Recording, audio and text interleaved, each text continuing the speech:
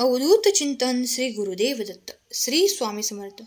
स्वामी भक्तांनो, कुठल्याही नकारात्मक घटनेत अडकू नये म्हणून स्वामी महाराज सतत प्रेरणा देतात आणि ते प्रेरणा देण्याचे एक छोटंसं माध्यम म्हणजे स्वामी संदेश असतात.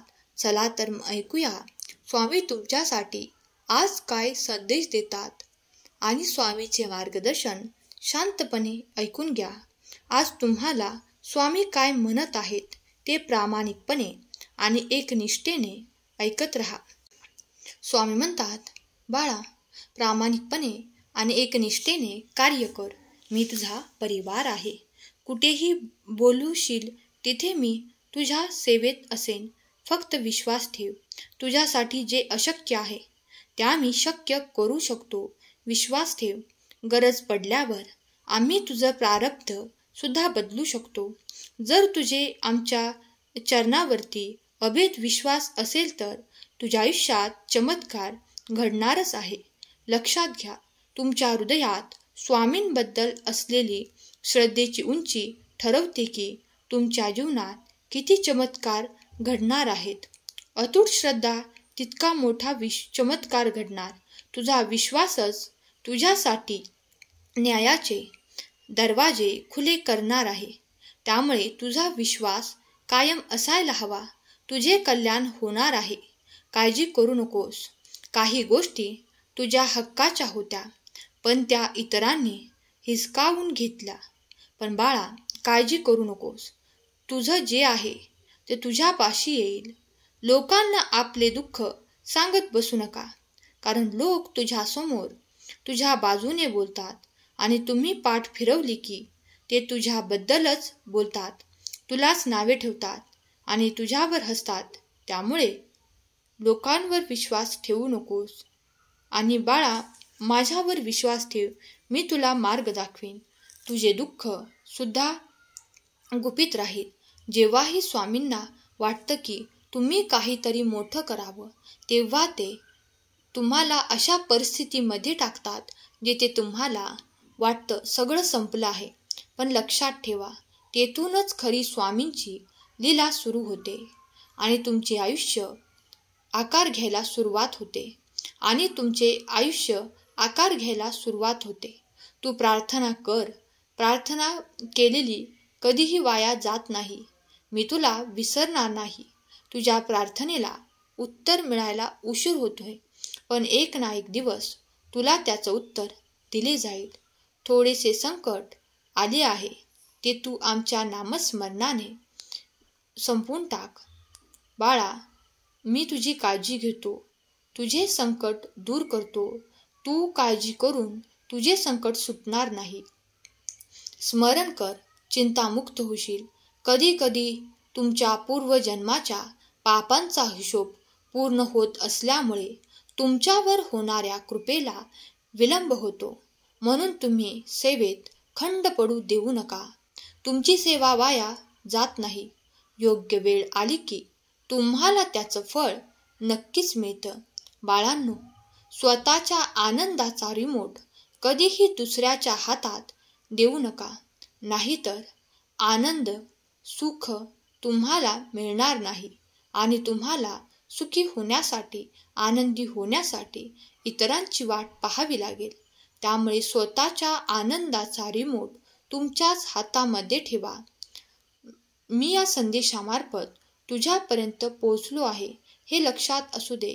तुझे प्रश्न आणि समस्या कितीही मोठी असली तरी आणि पत्रिकेत कितीही मोठा दोष असला तरीही जो सेवेकरी रोज श्री स्वामी समर्थ मंत्राचा 11 माळी जप करतो, श्री स्वामी चरित्राचे 3 अध्यायाचे क्रमशः वाचन करतो, सेवेत शाकाहारी आणि निर्व्यसनी राहून पंचम ज्ञानाची सेवा करतो, त्याचा कोणताच प्रश्न महाराज शिल्लक ठेवत नाहीत. ते त्रिवार सत्य आहे. वेळ आली की सर्वच होणार. तुला कितीही वाटलं तरी त्यावेळेस होणार आहे. तुझ्या म्हणण्याप्रमाणे वेळेच्या आधी होणार नाही.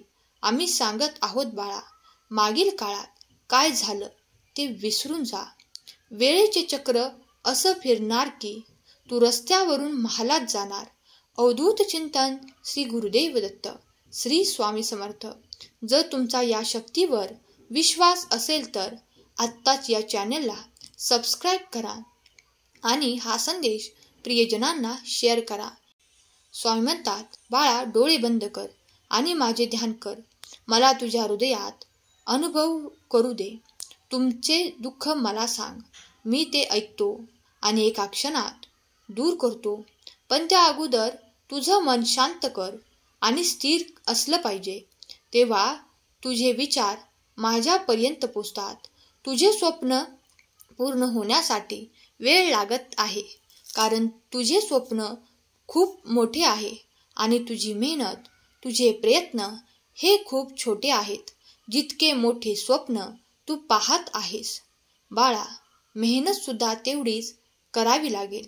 तुझे प्रयत्न वाढव, तुला जास्त मिळणार आहे. आमची सेवा कधीच वाया जात नाही. सेवेत कधी खंड पडू देऊ नकोस. सोन्यासारखे दिवस येतील. दुर्लक्ष न करता फक्त आज स्वामी माझी आई आहे असे कमेंट कर. स्वामींचे नियोजन अचूक आहे. विलंब म्हणजे नकारात्मकता नाही, तर योग्य वेळेची प्रतीक्षा आहे. प्रपंच करत असताना बाळा त्याला नामस्मरणाची जोड दे. आता इथून माघारी जाऊ नकोस, माघार घेऊ नकोस, कारण मी तुझ्या मदतीसाठी येत आहे. वेळ लागत आहे म्हणजे स्वामींचे तुमच्याकडे लक्ष नाही असं नाही. ते स्वामींची तुमच्यासाठी योग्य वेळ येण्याची वाट पाहण्याची पद्धत आहे. ते तुला जेव्हा परिस्थिती येते तेव्हा त्या परिस्थितीच्या विरोधात तुमच्यासोबत स्वामी उभे असतात. तेव्हा धीर सोडू नका. स्वामींचे स्मरण करा, कारण स्वामींच्या इच्छेविना एक पानही हालत नाही.